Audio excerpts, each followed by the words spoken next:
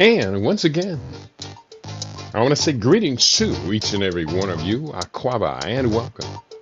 Welcome to another round of the Conscious Roster Report here on LIB Radio, LIB TV, livinginblack.com. My name is Kidi Owadu, aka the Conscious Roster. Weekday mornings, you and I get together live. We come at you from 9 a.m. Pacific time. That's 12 noon Eastern time. That's 5 p.m. GMT and 8 p.m. East Africa time. We get together with you and we deal with culture, consciousness, historical perspectives. We deal with entertainment, economics, education, health, labor, law, politics, religion, family, conflict, future studies, sustainable development, Pan-African affairs, all areas of human interactivity and development. Today's date is Sunday, the 22nd day of February, the year 2026 in the Western calendar. This corresponds to the year 6266 in the Kemetic calendar, to which we realign our cultural clocks. Welcome to the 7th millennium. You have found your family in a peaceful place here on LIB Radio, LIB TV, and on livinginblack.com. And it is going to be a great day in your neighborhood. And thank you for inviting us to be a part of your day today. It's going to be a great day. You're not having to deal with any football, so we can concentrate on all other critical areas of our mutual development. And let me just welcome onto the stage your brother, our brother, Baba Junius Aquaba. Welcome. How are you doing today, Baba Junius? Madasi, thank you. I'm doing well. Great, great, great to see you with us. Dwara did mention last week that he would be out for this week. So we're going to do the best we can to be as broad as we can so we can fill in that brilliant young brother's footprints. Yeah, that's a heavy lift. Yeah. And I'm really, really proud of not only that, you and I have been instrumental in guiding this brother's movement forward. But, Dwara is just all of that. If I were charged with putting the leadership of all of our people in anyone's hands, I would trust Durawa. Absolutely, beyond a shadow of a doubt. No question. So we are up and live and direct for today. Bear with me. I've been having a really, really busy moment today, and I didn't put a bunch of stuff into. I do have a list of things that I did want to talk about today, but guess what, Bob Junius? I got a new book out. Since I've had 3 books come out now in the last 6 weeks. So this is in addition to the other 2 you spoke about in the last couple of weeks? Yeah, this one is called Awakening the Crown, Designing Your Body from the Cells Up for Power, Clarity, and Youthful Aging. Not bad, huh? Yeah.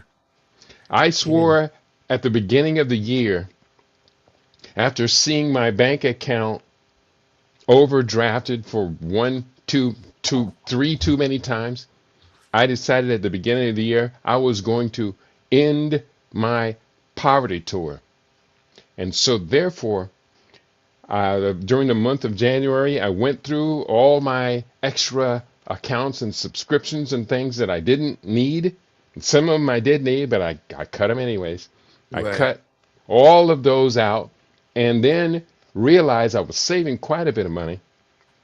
And then I had to turn a couple of them back on. I had to have Acrobat. I had to have StreamYard to finish the books up. And not StreamYard, Grammarly.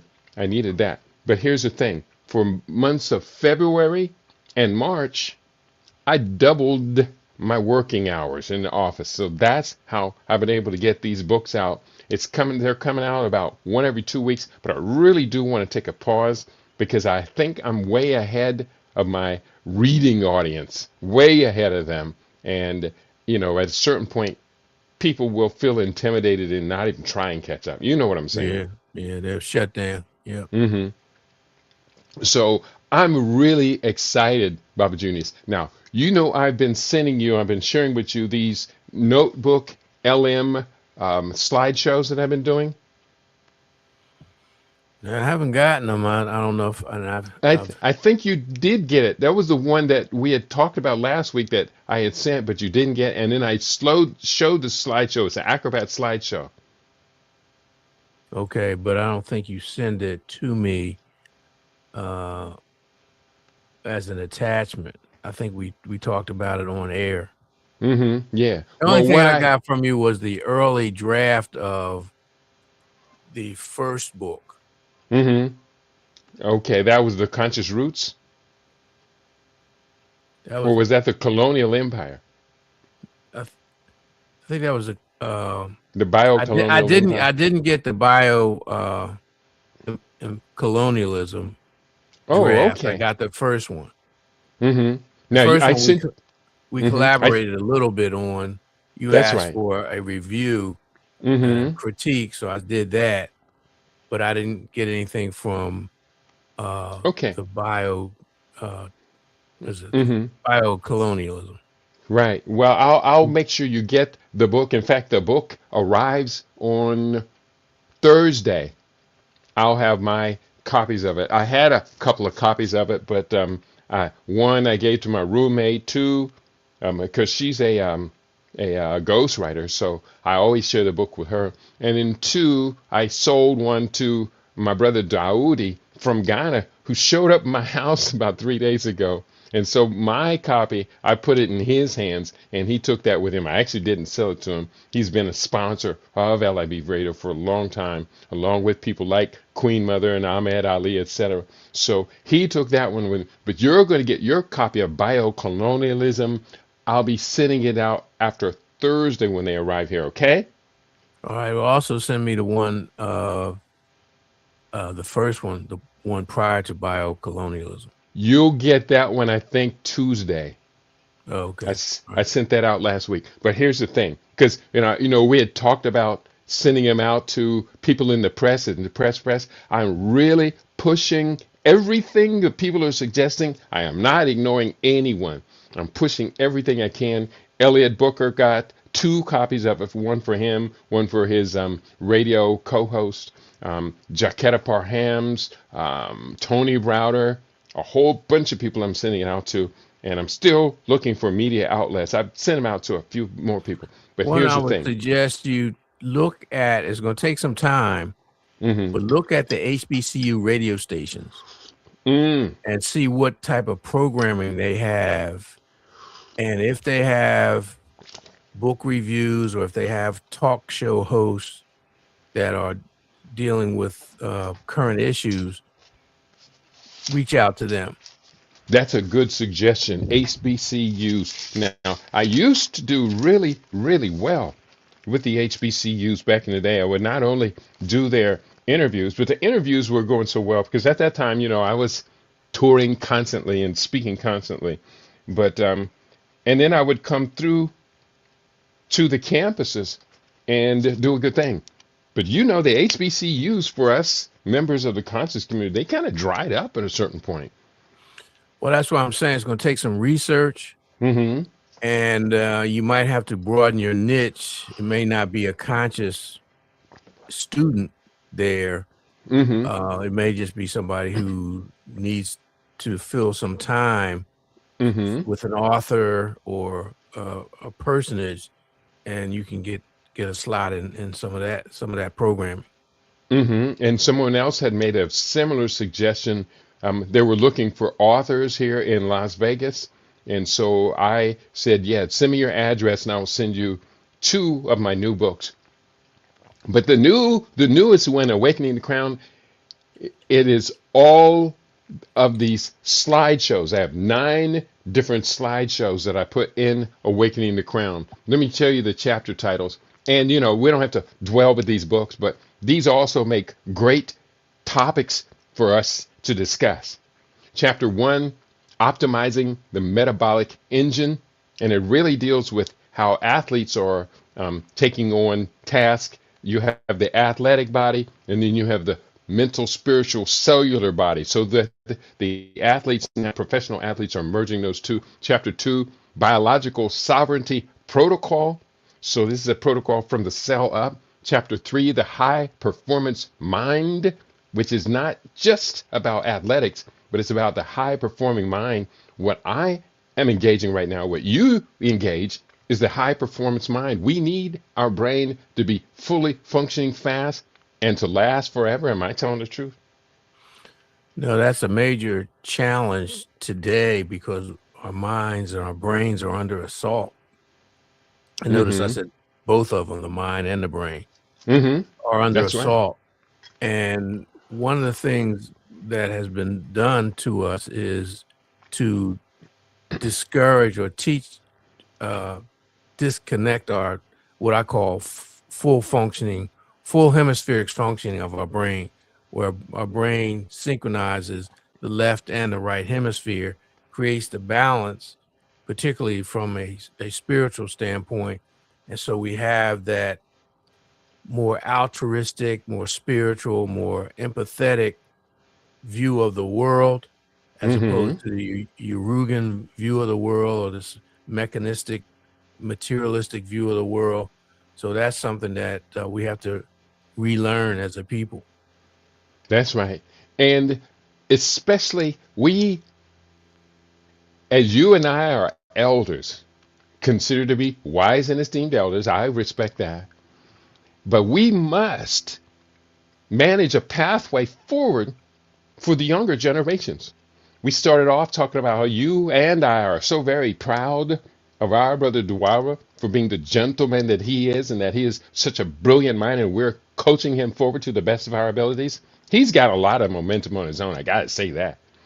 And he does listen to our audience and the audience is listening to him. So, but we got to do this for an entire generation. Now, bear with me, I'm getting a little passionate. The new book is all pictures, not a lot of reading, just reading around the pictures. It does Mm, have the schematics that tell you how to lay these things out, but it's all graphics. mm. And this was one Now, of are the the pictures clear photographs or are they symbols? um all of the above. Right. There are cartoons, but there are photographs of individuals doing the work, etc. A lot of photographs of athletes, including there's a part of it, it's called the Stem Cell Revolution, Chapter 6. That stem cell revolution, I do have a number of athletes that are using stem cell therapies to keep their bodies in the performance for an extended period of time. Well, there's But an it's a athlete mix up here. of different. Hmm. Yeah, there's an athlete. He's a Euro American here who's doing some stem cell therapy to help heal his body. The guy who plays for the Hmm. Eagles. It's really quite amazing. Tiger Woods, what's the guy's name? He's the biggest soccer player in the world, Ronaldo's, and these guys are using it. I do list a number of these players that are using it. Tom Brady has used it quite a bit as well. And to me, I'm just really excited. The book is not small. It was risky for me to do a 125-page book with all color graphics in it. That's risky because it tripled the printing cost of the book. Mhm, mhm. But I will make a little smaller margin of profit on it. But the thing is I want to create something I can put in the hands of young people and inspire them. They love the graphics. Young people love graphics because we're in this kind of instant kind of generation cultural setup. So I'm excited about it. You can tell I'm really excited because I'm stumbling over my tongue. Let me just take a moment and say greetings to our listening audience for today. We have for Africa One. She's always right, bright, and early. She says Hotep Mastermind Panel and Global LIP Family. Queen Mother Kashiva, she's up. She's there. She says Hotep Family. For Africa One says Ubuntu to her as well. And Queen Mother Kashiva asked the following question: what do you think of the current black leadership versus the old guard? Also, WBAI in New York and WPFW in DC? Those are great questions. Yeah. And And we well, did see a change over this past week in the old guard, even though that had happened months ago because he kind of fell out. He had a neurological disease. And that was Jesse Jackson. right. And also, she mentions the Pacifica stations, but I think there's one out on the West Coast also. If it Yes, hasn't been sold, KPFK. yeah, Hmm. if it hasn't been sold. That was No, sold. no, I said if it hasn't Oh, been sold. no, no, no. They are all still together. I love them all. I love WBAI. I love WPFW. I love KPFW, which is out of Houston, and WPFW is out of DC, and KPFK. Hey, every day on LIB Radio, I replay at least one of their programs. Many days I'll replay a bunch of their programs. I love not WBAI, I love NPR, Gary Knowles' radio station as well. You know, he used to be on WBAI, but he fell out with him, or they Yeah, well, fell out they with him. a lot of these stations have rotations. I mean, some people stay there for a long time, or some, in and out, depending on Mm-hmm. what they're about. But I think just to get back to her question, one of the things that we have to do, not just in Black History Month, but all the time, is to constantly review our experiences and then learn from them and take the best of those experiences and try to replicate them and apply them to our current situation. Mm-hmm. I'm not, there are some great leaders. A lot of them are not in the public eye. I'll give you an example. There's a young brother in Philadelphia, Michael Cord. He's Mm-hmm. a criminal defense attorney, but he's an activist. And I've been working with him for mm, over a decade, since we were involved with the attempt to save Cheney University. He was also Mm-hmm. very successful recently in helping to restore the President's House uh, Slavery Memorial exhibit Mm-hmm. with the And I understand you're event. winning on that one. Well, we've won, but the Trump administration has appealed, so it's going to go to Mm-hmm. the Third Circuit Court. So we'll Mm-hmm. have to wait to see what that. But the panels have been restored. The monitors have Mm-hmm. been restored. I think they still have to make some repairs, but the exhibit has been restored. So Good. he's a great leader. He's a leader with that. Part and parcel with Mm-hmm. that is Sister Roz McPherson. She's been active with that. So there are uncompromising great leaders Mm-hmm. out there. And you juxtapose that with some of these other folks who are basically charlatans or who were approved opposition, who have Mm. been slid into places or they were co-opted or whatever. And they still keep using the same tried means and mechanisms. And all the while they're lining their pockets. So Mm-hmm. my thing is, if you're really a serious leader or a serious dissident, you're going to pay a heavy price. So when you see people just like the charlatans in the Black Lives Matter movement, and Mm-hmm. we warned about that back on the Falcon Forum, That's right. and lo and behold, what we're seeing is that a lot of that so-called leadership has sold the people out for their own Mm-hmm. self-aggrandizement and their own profiteering and profit motives. Mm-hmm. So this is a long rant to say we need to be discerning about our leaders. We need to look at their pattern, look at their behavior, look at what their programs are. Are they for real?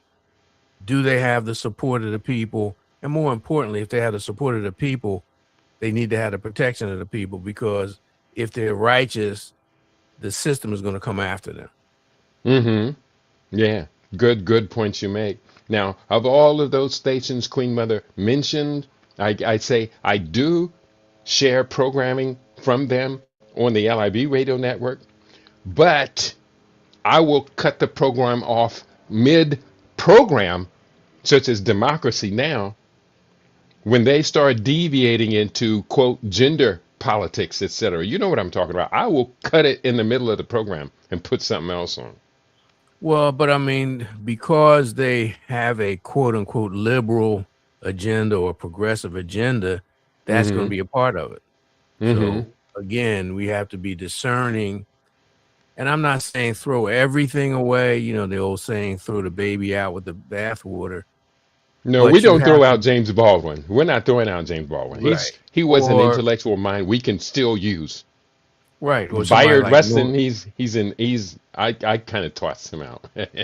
well, but you can't throw out Nord uh, Hurston. Uh, That's right. There were a so, number of our heroes and sheroes who were gender compromised, but I will right, never, ever throw out Zora Neale Hurston. right.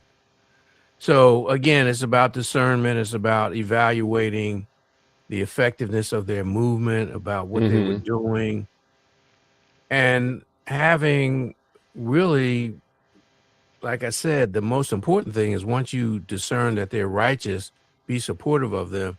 And I wanted a segue into this because today is the anniversary of the assassination of El Hajj Malik El Shabazz. So I I definitely say, wanted to talk about that today.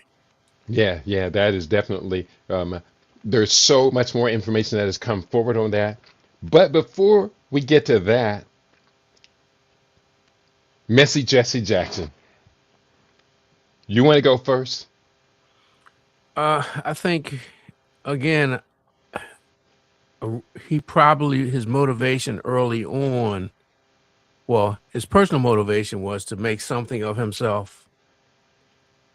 And I think he was an opportunist in many ways. He put himself at risk when he was at North Carolina A&T. I believe he took part in some of the sit-ins as an early activist, and that brought him to the attention, or put himself in a situation where he was uh, linked up with Martin Luther King Jr. And I think he had aspirations of being a leader, and Martin Luther King took advantage of his ambition and his abilities and put him in charge of the operation in Chicago. But at the same time, I think his ambition got the best of him. I don't know if he was fully compromised, or I do know that he tried to make it as an assimilationist with the Mm-hmm. political piece, working through the Democratic Party. He probably made several deals, and that's he didn't know when to let go. I'll give you an example. In the 2000 election, when Al Gore lost, Al Gore made some concessions, and they, in order to move on, they gave him, it's okay, you can make your money with this environmental stuff. Mm. Jesse Jackson, I believe, had made a deal that if he got X number of blacks to register and vote and had an impact on the election, he was going to get a position. And he saw that slipping away when Bush and Cheney won the election. And so he didn't give up. He was still going on when Gore moved on. He was still pushing for it initially in that initial period. And I think they had to pull him back, and that's when they exposed some of the stuff about him that they Mm-hmm. knew to get him to back off. Uh-huh. But Did you ever hear Steve Coakley talk about Jesse Jackson? no, not specifically, no. Yeah, it was really, really bad. I did have a chapter in my book. I covered this book this past week. We did the book review. You know, we're doing 2 books a day during African Hour Story months. 2 months we're doing it. And the chapter of the book High Crimes of Murder This chapter is called Martin Luther King, the Man, the Myth, and the Murder. And when it comes to the murder, I have a subchapter. How did Jesse Jackson help usurp the leadership of the civil rights movement? Dr. King despised Jesse Jackson. Steve Coakley shows some film of the night before the assassination when Martin Luther King is making that famous, "I've been to the mountaintop, I'm not afraid of death." You know that speech. Mm-hmm. And as soon as Dr. King finished the speech, he turns around and Jesse Jackson is standing behind him, along with Ralph Abernathy is standing behind him. And he deliberately turns away from Jesse Jackson to Ralph Abernathy and walks to Ralph Abernathy and embraces him. The best that Jesse can do is reach out and kind of tap Martin on the arm or something as he's turning away. Here's what I wrote in my book. And this comes from the book Bearing the Cross. It was no secret that within the SCLC staff that the overly ambitious Jackson was a recurrent source of frustration for Dr. King. Bearing the Cross cited one particularly shocking incident during which King displayed his resentment toward Jackson. The book said, and I quote, "King railed at the staff's disunity and finally announced he was going to leave to see if they could sort out their problems better without him. As King headed for the door, or to the door, Jackson started to follow. But King turned and delivered a personal blast. Quote, "If you are so interested in doing your own thing that you can't do what the organization is structured to do, go ahead. If you want to carve out your own niche in society, go ahead. But for God's sake, don't bother me." Unquote. Does that sound like the Jesse Jackson that you've heard about from the liberal media who picked him, appointed him? NBC appointed Jesse Jackson in the days after King's assassination. I tell a couple more points. This is the three lies Jesse Jackson said for 4 days after the assassination. Number one, he'd go to the interviews in a bloody shirt. The people asked him, "Where did the blood come from on your shirt?" Jesse said, "I cradled the head of the dying Dr. King. That's how I got the blood on my shirt." No, he didn't. Andrew Young and Hosea Williams both said in public that Jesse dipped his hands into the blood. And when Dr. King was laying on the balcony at Lorraine, you've heard that? Yeah. When he was laying on the balcony, Jesse didn't cradle him. Jesse didn't even get in position to cradle him. So that was one of the three great lies. The blood on the shirt, he dipped his hands in the blood and smeared it on the shirt. Number two, he said he cradled Dr. King for his final moments, and that's a lie. And number three, he said in his final dying words, and Dr. King's head was nearly blown off. Got hit right here. Jaw was blown off. Jaw was blown off. He got hit right here. It was. He said in his final dying words, he said, "Dr. King said to me, 'Jesse, lead my people to the mountaintop.'" I don't cuss. I don't cuss. If you want to cuss behind those three big lies, and he told them again and again, NBC News, when everyone else had, the SCLC's top staff had been told to be silent, wait for Dr. King's appointed man, Dr. Ralph Abernathy, to make the first statement. And Dr. Ralph Abernathy was extremely disturbed by the assassination of his friend. He was distraught by the He was distraught. And so he couldn't speak for a day or so. But Jesse Jackson, they were all told, don't say anything. And as soon as NBC popped up with the cameras, Jesse jumped in front of them and started. I don't cuss. He started that stuff. You know what I'm talking about. Has anyone else seen that about that? I see Dwayne in the house. Baba Steve Coakley really opened my eyes about Jesse. He wrote. I'm listening. No, most people know that Jesse was an opportunist. Did they And know he was also part of an assassination? well, I'm no, I don't, I haven't seen that. We've spoken about this on numerous occasions, particularly in the Falcon Forum. What was the other Hmm. minister that was more involved? Samuel Billy Kyles. Yeah, yeah, And he there was were the other ministers too. One minister, I can't right. remember his name right now, but he was affiliated with the Nation of Islam for a long time. I'll think of it in a second.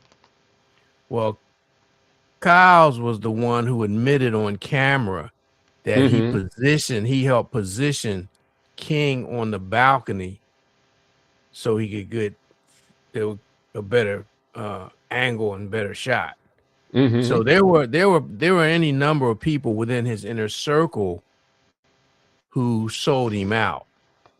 I And mentioned them in the chapter. You're right. okay, all right, okay. There were a number of others, including enemies all around, treachery in King's Camp. Just real quickly, Roy Wilkins, while head of the National Association for Advancement of Colored People, Wilkins was revealed in an FBI memo dated November 27, 1964, to have been, quote, meeting and working with the FBI's Assistant Director, Cartha DeLoach, throughout this period.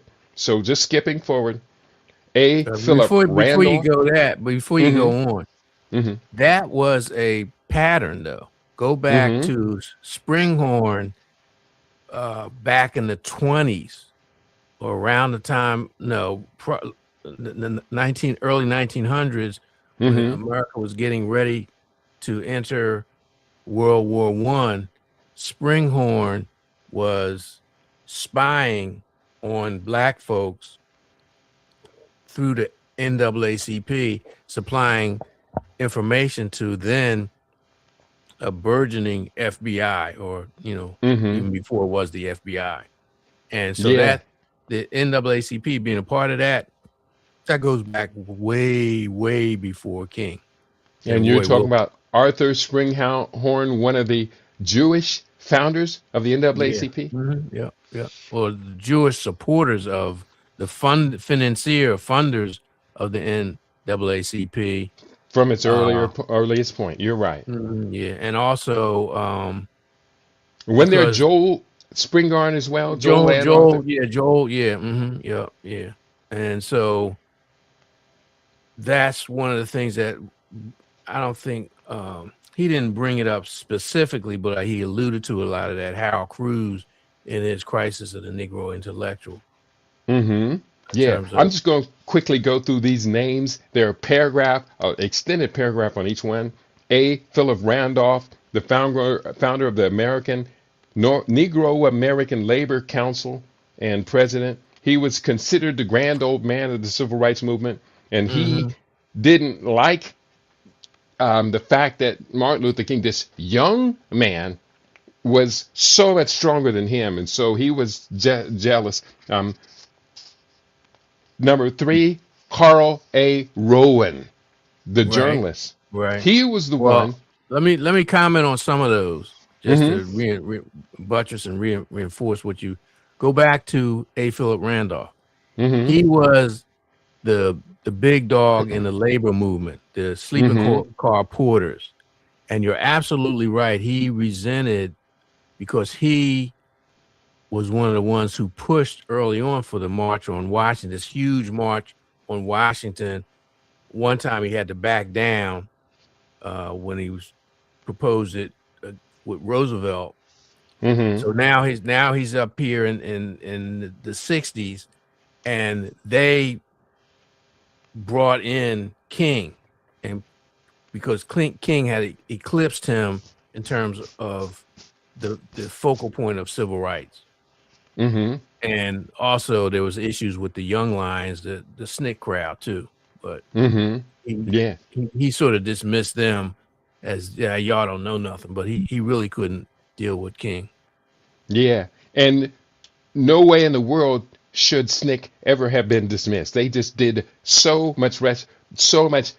They put so much pressure on the civil rights movement. They profoundly influenced the civil rights movement, which delivered the successes we saw at that particular time. SNCC was But a very not only important. did they put pressure, they were on the ground organizing. They were the ones who were risking their lives in Alabama and Mississippi doing the voter registration drives and other social programs that When they don't get credit for. when you look at those crowds behind the big civil rights leaders and all those marches, isn't it true? You saw a lot of young people under age 22, Yeah. But and you that was also SNCC. saw, but you also, who was the sister that helped form? Not my Ella Baker. I think she was the one who helped encourage Yeah. them, right? Mm-hmm. So the other book, because we can use this as a teachable moment. We're talking about Mm-hmm. our history and our experiences. They kept them out. They kept the sisters out, even though they were risking their lives doing what they did, and uh, until it was advantageous for them because they used Rosa Parks because she was in the NAACP. Mm-hmm. And Ella Baker, and most people don't know her name, but Ella Baker is one of the great champions of the human rights struggle we know as the civil rights struggle. Ella Baker's name, we must never forget it. Right. Okay, got to keep Carl going down A. the list. Rowan, Carl A. All right, Rowan, hold it. Now, if there ever was an Uncle Tom, no, not an Uncle Tom, a Sambo, because Sambo. Uncle Tom was the good guy. That's right. No, notice what happened. Carl Rowan became the head of the U.S. Information Agency in the 60s. Ooh. So here's a black man. This is even prior to the real doors being broken down Mm-hmm. with the Civil Rights Act and Voting Act and all that kind of stuff. He was already a syndicated columnist, Mm-hmm. right? Not amongst the black press, although he started in the black press. Mm-hmm. He went through the barrier or the threshold with the white folks. So Mm-hmm. share what you know about him. One quick paragraph. It's a little bit of a lengthy paragraph. I'll see if I can make it shorter. To this date, and this he's now dead, is still a prominent syndicated columnist during the Lyndon Johnson administration. Rowan was a member of the CIA affiliated U.S. Information Agency, a propaganda wing of the State Department.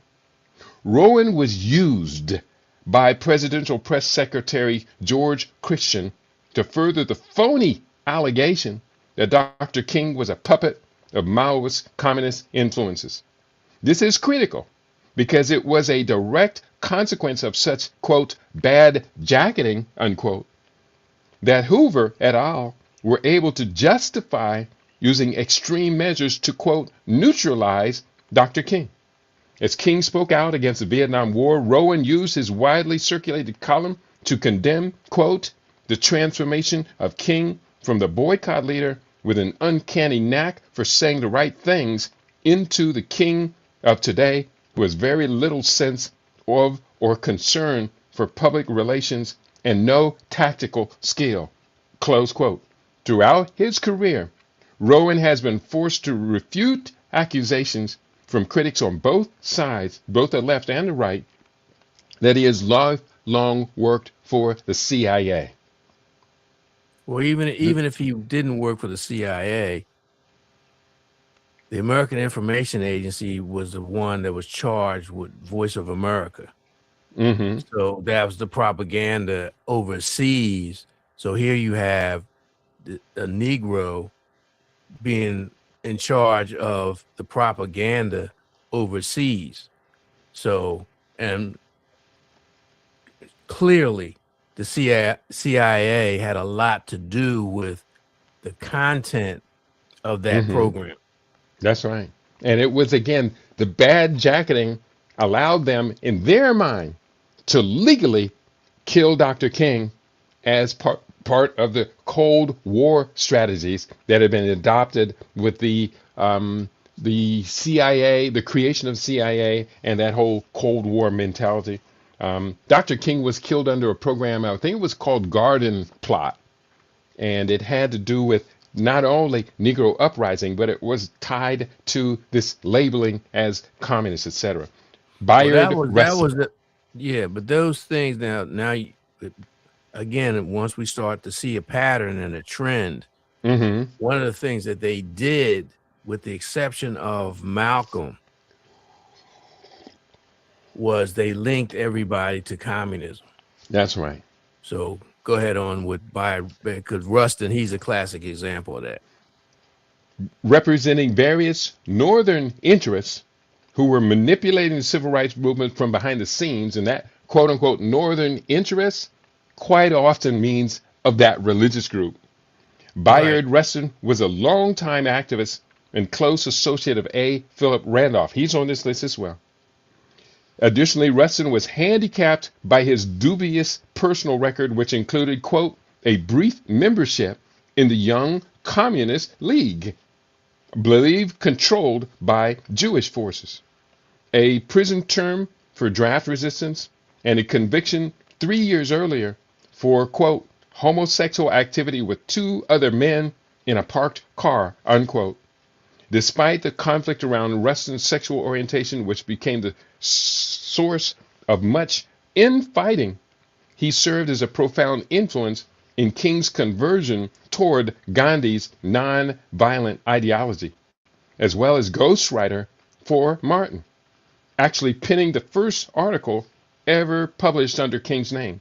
Later, when King opposed the Vietnam War, Rustin too turned his back on his associate.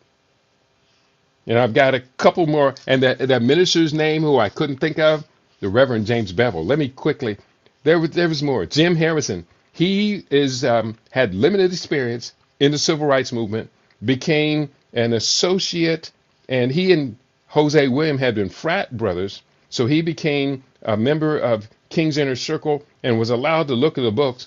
Quote, King also suspected his involvement in financial improprieties as controller and instructed William A. Rutherford, who had been brought in to straighten out the SCLC's structural problems, to, quote, find out what's happening in the finance office of which Jim Harrison was head.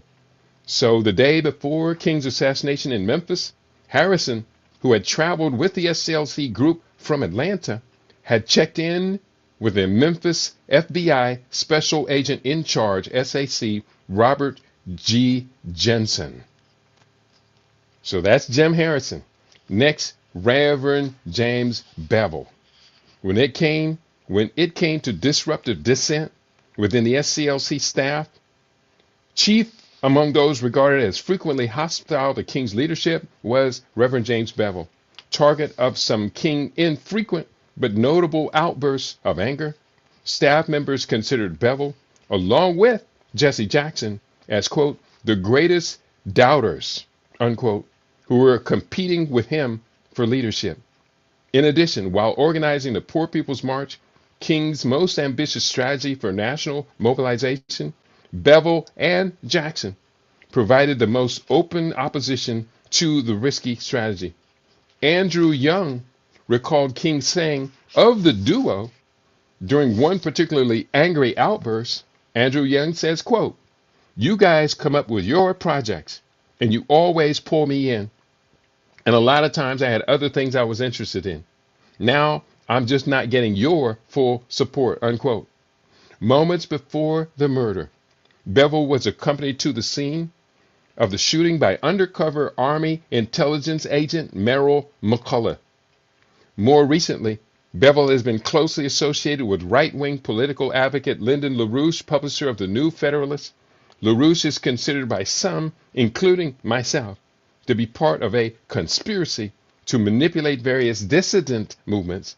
Bevel also writes a feature column for the Nation of Islam's Final Call newspaper. And then Merrill McCullough. He was the undercover intelligence agent assigned with confirming that Dr. King had been fatally shot. Well, there are people who say that King was critical, but he wasn't deceased when he got to the hospital. There's some who say that there was an attendant, somebody there was either a policeman or attendant physician, put a pillow over his face and smothered him to death. Mm-hmm. So I don't know how How factual I that is. I don't know it to be true. I have not dismissed that, but from my understanding of Ralph Abernathy's presence there, I think that it's probably not true. They said there was some effort to clear the room of anyone who would have reported on them, and then that happened. But I'm kind of ambiguous on that. But we do Mhm. know, had King, he was 20, he was what, 39 years old, and he was an incredibly powerful young man. So therefore, powerful spiritual mind and body. So there's a good likelihood that he could have survived the shot. But the shot was really, really devastating. From another understanding I have of it, and I just saw this just this past week, that King was pronounced dead before arriving at the hospital, but they had tried to revive him nonetheless. Mhm. Well, there are a lot of things out there. Who was the person that I think Johnson and Hoover wanted to put in place? It Okay, I wasn't have the somebody. memo. Okay. That All right. memo, excerpted from among those documents, the church committee documents, was the following internal memo written by Assistant Director William Sullivan. Quote, it should be clear to us that Martin Luther King Jr. must at some point in the future be revealed to the people of this country and to his Negro followers as being what he really is, a fraud, demagogue, and a scoundrel. When the true facts concerning his activities are preserved, such as and such should be enough, if handled properly, to take him off his pedestal and reduce him completely in influence. When this is done, obviously much confusion will reign, particularly among Negro people. The Negroes will be left without a national leader of sufficient compelling personality to steer them in the proper direction. This is what could happen, but this need not happen. Name deleted is the right kind of national Negro leader at this time to be gradually developed as to overshadow Dr. King and be in position to assume the leadership of the Negro people when King has been completely discredited. Boom. He does have all the qualifications of the kind of Negro I have in mind to advance to the position of national Negro leadership. If this can be set up properly without the Bureau in any way becoming directly involved, I think it would not only be a great help to the FBI, but it would be a fine thing for the country at large. Close quote. That was from the church committee hearings. And our understanding is that instead of Jesse Jackson, the name deleted was a professor, I think from South Carolina, Samuel Proctor. And Samuel Proctor was the one who picked and coached and groomed Jesse Jackson. Now, I think there was another person who was on the margins. He wasn't really involved. I think he might have been a businessman because they were looking for the type of person like who was the head of the Urban League at during that time. I can't recall. I do Not know his it name, but wasn't it's leaving him. my mind. Mhm. It wasn't him, but they were looking for a certain person's phenotype. They wanted him to be light skinned. He had credentials, and I can't recall his name. I'll probably wake up in the middle of the night. Oh yeah, that's who it was. But no, they were working on totally co-opting that movement, Mhm. and they had Yeah. already identified someone they wanted to put in there. I just can't think of his name. Mhm. And there are a couple more paragraphs on Jesse Jackson. One I'll share. Jesse Jackson, who was reported to be a member of the number of secretive organizations, including the Freemasons, the Council on Foreign Relations, and the Boule, a black elite initiate society, was profiled by biographer Marshall Frady in Jesse, Life and Pilgrimage of Jesse Jackson. In the book, Frady describes Jackson's evolution, including mentoring by Samuel Proctor, who had been associated with King at Boston University. Later, Jackson's behavior during protests in Greensboro, North Carolina, came under suspicion when activists there noticed that he was showing up in news media accounts as leader of the activities at which he was not even present. He would be in the picture, and we'd say, but he wasn't even there, quote unquote. So the Jesse Jackson's behavior before, during, and after the assassination of Martin Luther King have forever made his name a curse on my mouth. At best, I do not curse, but I will say Jesse Jackson's name, and you can assume I'm cursing. Well, keep in mind, moving into, so he gains national prominence.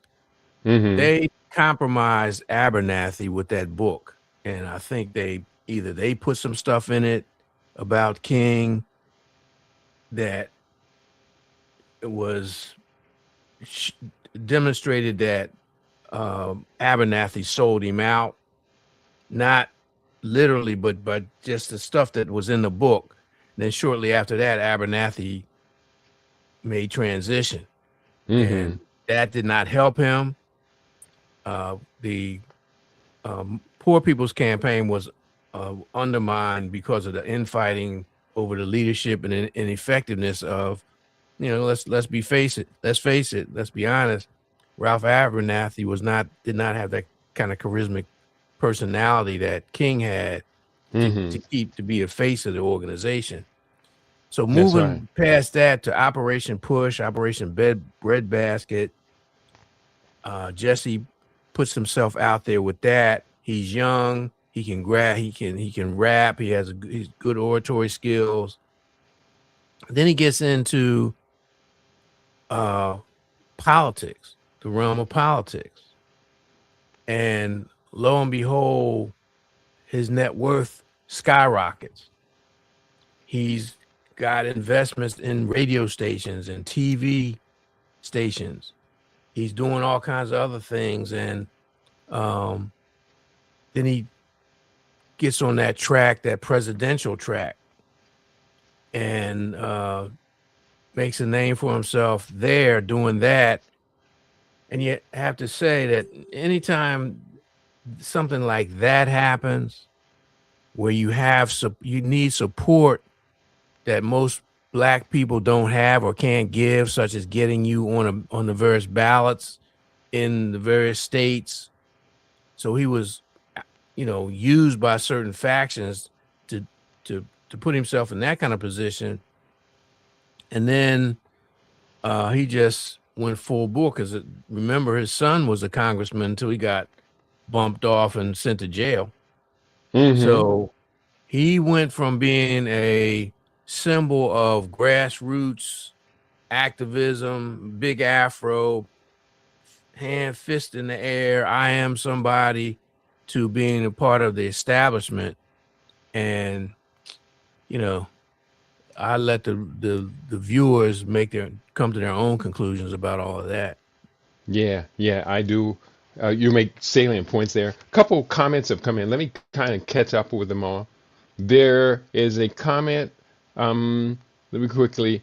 Brother Steve Coakley really opened our eyes. He meant, unfortunately, this is why Black Americans are not where we need and want to be. So many traitors, and need and want to be so many traitors in our midst. Dwayne also writes, I also believe if Malcolm and Martin would have worked together, we would have won the war. And that's a hypothetical. I'm not saying it's a false hypothetical or whatever, but we don't know because both of them assassinated in their absolute prime of life.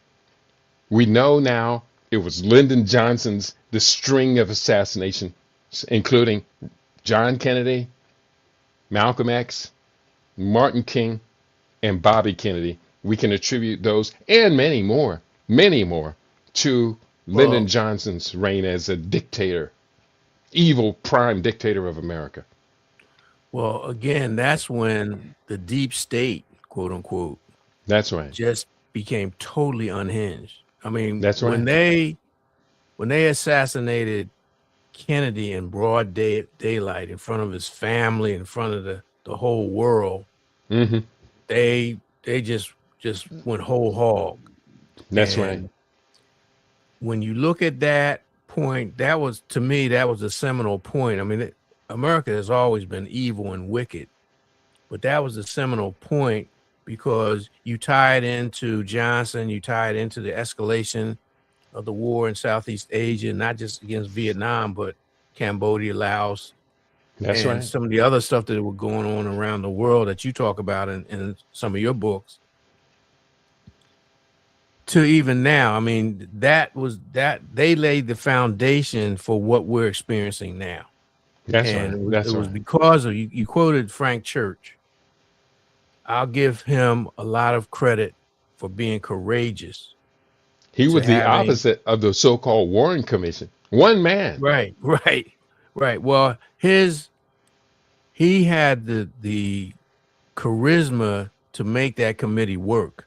Because Mm-hmm. remember, to try to cool him out and try to discredit him, they had the Rockefeller Commission or the Mm-hmm. Rockefeller reports. Remember how all this stuff, once they killed Kennedy, that was one coup. Then when they got Mm-hmm. rid of Nixon, that was another coup, and they put Rockefeller in there, Mm. right? So nobody still can't figure out, well, wait a minute, how did Nelson Rockefeller become the vice president? Mm. Um, so they did all of this, and they just, put pedal to the metal to where we are now. It's That's just right. that Frank Church, and because of the shock of Watergate and Church's committee revelations being part of all that, people forced the deep state to back off, to retreat, particularly with the war, because they made a mistake. Because the young white boys who didn't want to go in the war, they became very active in the resistance, and that's why for most people the tide eventually turned on how they related to Muhammad Ali. Mm-hmm. Yeah. So So true. A couple more comments. I see Brother Dwayne's. Oh, I just read that comment. Brother Shabaka has shown up. He says, "Greetings, Babas. According to attorney William Pepper and witness Dr. King was suffocated with a pillow." And again, he's telling the story that you shared. I don't know that story to be absolutely confirmed. I have a contradictory story that I recently heard, but it is not unbelievable to me. These people, they're worse than worse. And that they would suffocate someone who was not dying fast enough for them is but, within the but spectrum remember, of their yeah, but Urugu remember, behavior, the incomplete being. but remember, most of us, a lot of us, we have some idea most people are still stuck in the James Earl Ray single lone assassin, lone wolf kind of stuff. This was a massive, complicated, military involved, police involved, multi uh, uh, entity task force to take him out. So Mm-hmm. to think that somebody at the hospital wouldn't be involved in this, that's No, they were involved in John Kennedy's assassination, covering up the forensic damage to his body.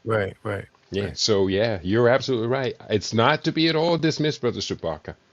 And a couple more comments. Queen Mother Kashiba, she asked a question a little bit earlier, talking about the WBAI and the others. She said, "My question, although not stated, had more to do with the correct analysis to the solutions to our black problems." Well, the solutions to our problems, Bobby Juniors and I have not yet gotten to those in today's program. I am very proud to say the solution to today's problems is what I write about. The last three books are loaded with real tangible solutions. So we're going to get to your request for solutions. She wrote, "I believe that the head of the Urban League was Whitney Young." Right. I knew his last Yeah, name was Young, but I couldn't think of his first name. yeah. And as Queen Mother, Koshiba mentions his name, I'm remembering his look at what he looked like. And you're right, talk about that quote unquote fair complexion and all of that. But it wasn't Just, him though. It was the person they wanted to replace wasn't him. But I mm-hmm, think it was like almost like a clone of him. mm-hmm. That's right. And she writes also, what killed the movement was also the black male ego. Look at it. Jealousy and envy destroyed it also. Ooh, uh, it killed the movement. I can't disagree with that. Black men's ego, and now we have the appearance of black women opposing black men's ego, and then we come in with black feminism supporting them. So we're maybe what was a shallow problem dealing with black male ego between, and all of these guys I mentioned were his enemies. There were no sisters on that list. So yeah, you're right, Queen Mother. But now we have women and backed by white feminism coming in and being disruptive. You had mentioned the Black Lives Matter movement. Well, Baba Junius, can we discount the effect of black feminism and messing up what could, would have, should have been a wonderful protest for our people to advance ourselves? Well, I mean, what they did, they recruited feminists. They They did. recruited, and there were honest black radicals, female radicals, but what these people do is they infiltrate it. They take on a leadership position, usually through money, and then they manipulate the organization so that their person or persons rise up in the leadership, and they're looking specifically for egomaniacs, sociopaths, psychopaths, people who are out just for themselves. And they can put them in those positions. The righteous people, they either marginalize them, ostracize them, or neutralize them.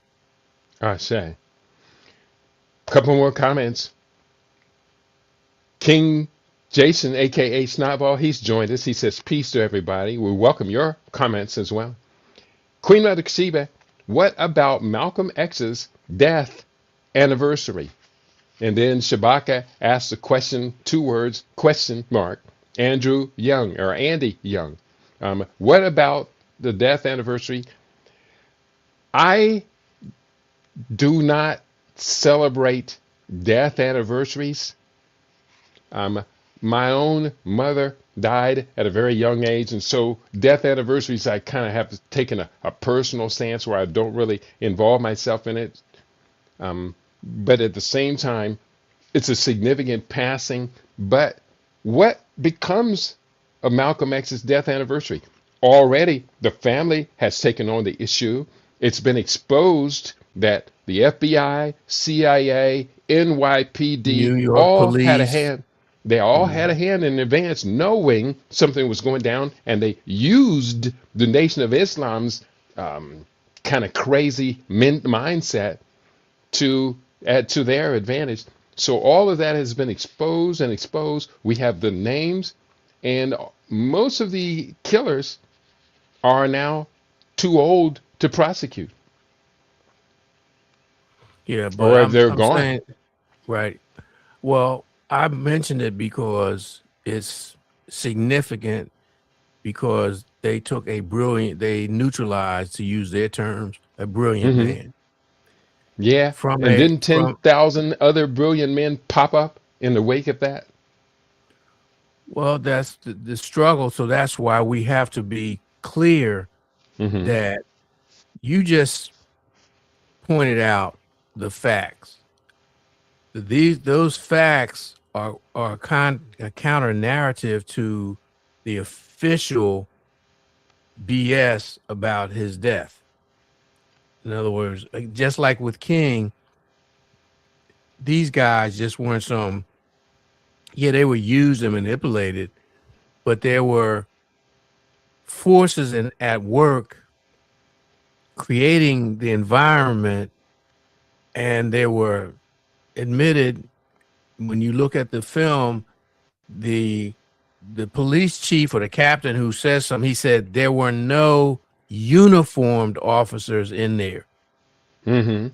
to Mm-hmm. obfuscate the fact that there were undercover officers in there.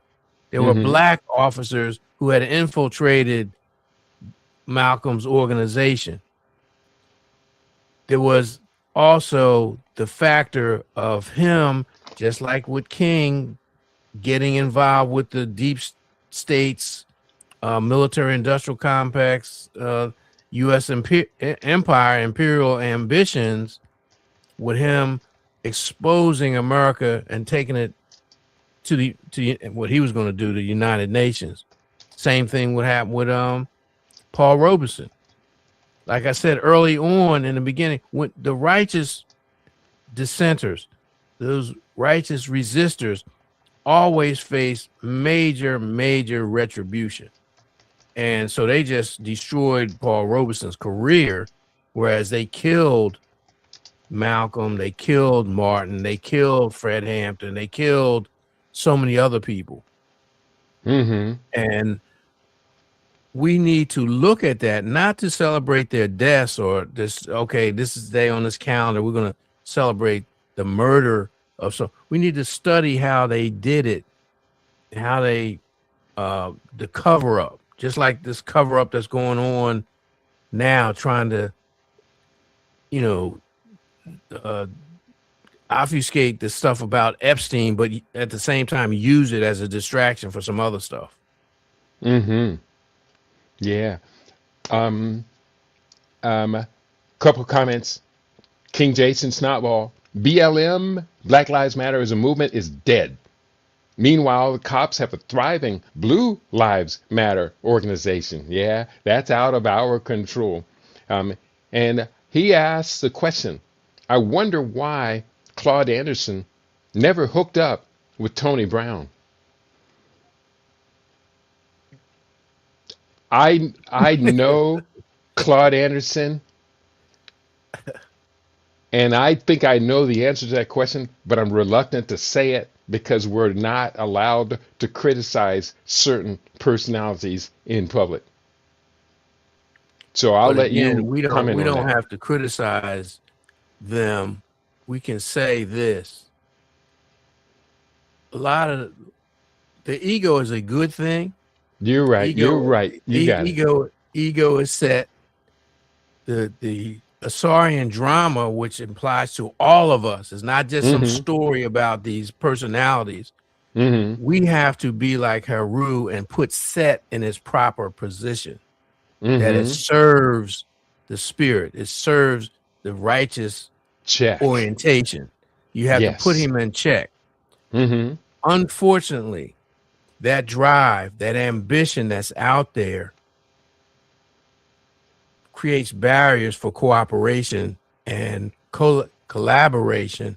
And I think when you know the personalities of Tony Brown, and I've dealt with him, and you know, and I've also attempted to deal with Claude Anderson, um, just read between the lines of what I'm saying. Because like I That's said, right.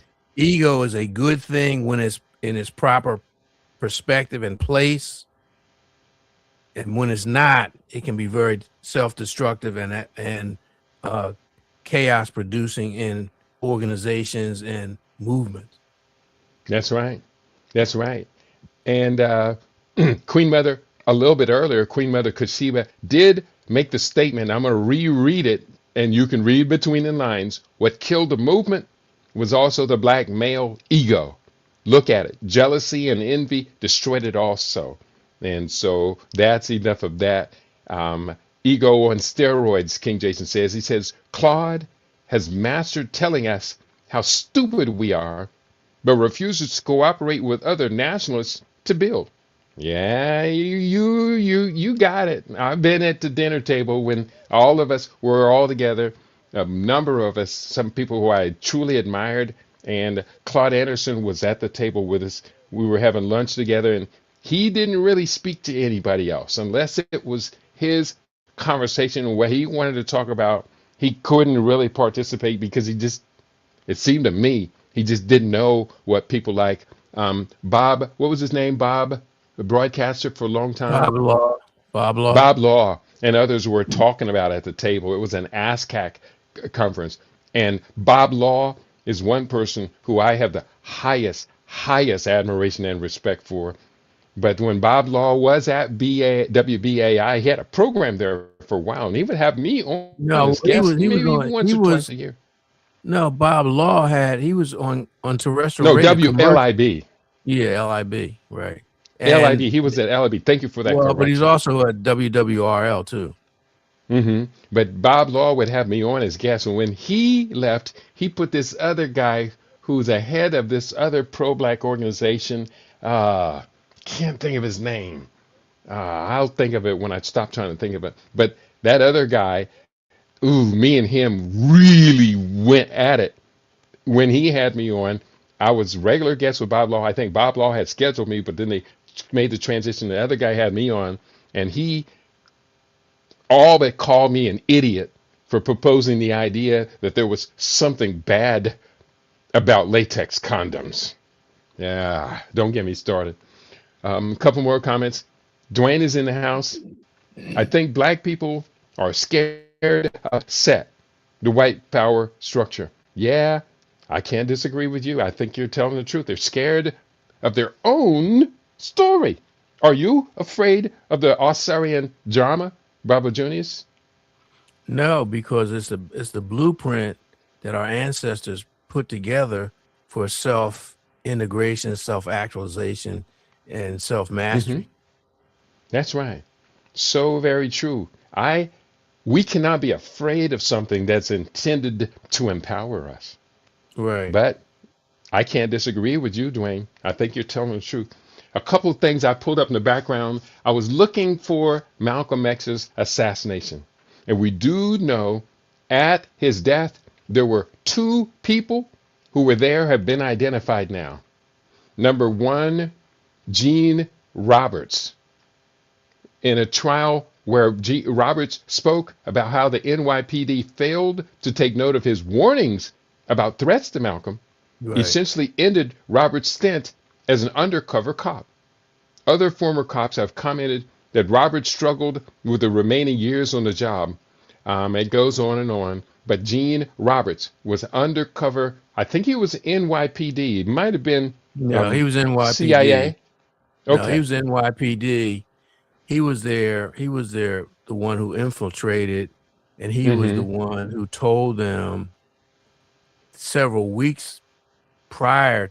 He said, "I think I saw a dress rehearsal for the assassination of Malcolm X. That whole thing. Get your hand out of my Mm-hmm. pocket," and that Mm-hmm. caused the distraction. He reported that, and he probably, this is like the Onion thing, where Mm-hmm. people are only involved on a need to know basis. So he wasn't included in that. He was just there to observe and report. But you're right. Mm-hmm. He had a major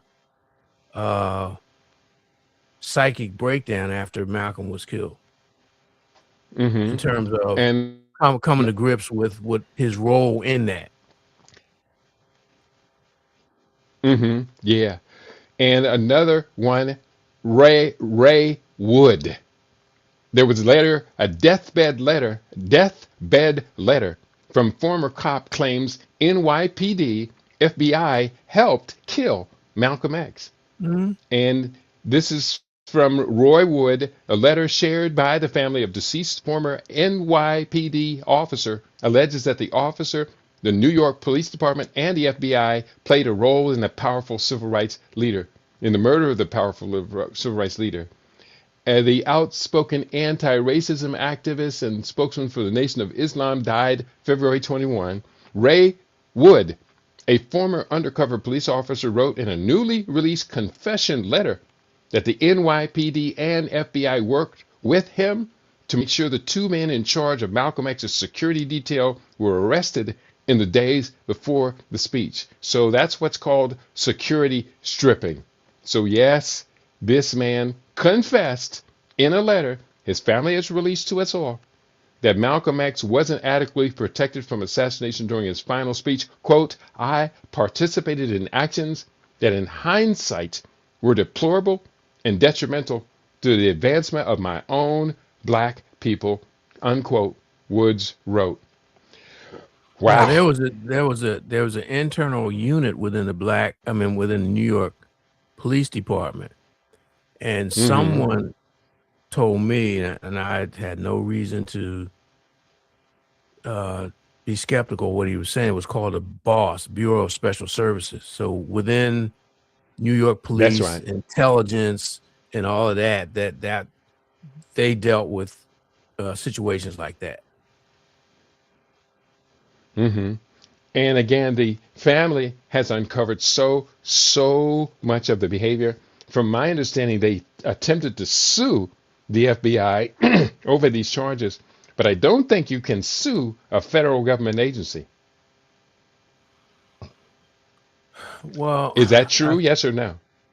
I think they have some limits of immunity, Mm-hmm. um, but they probably would have been better off trying to sue the New York Police Department and the mayor of New York. Mm-hmm. All right.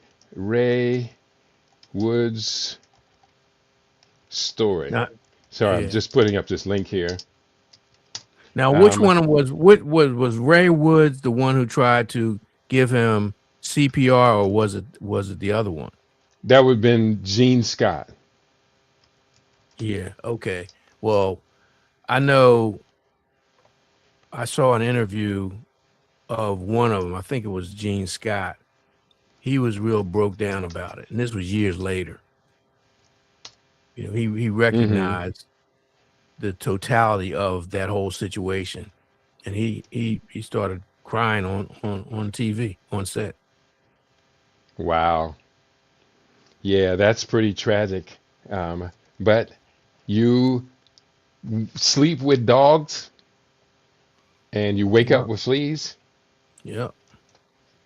And let's see if we can change directions. I'd see a comment, two comments. Brother Gus has joined us. I don't want to overlook you. He said Bob Law did have a short-lived program on WBAI. Okay. But obviously it was not nearly as important as his WLIB program. Very important program. And it's not King Jason.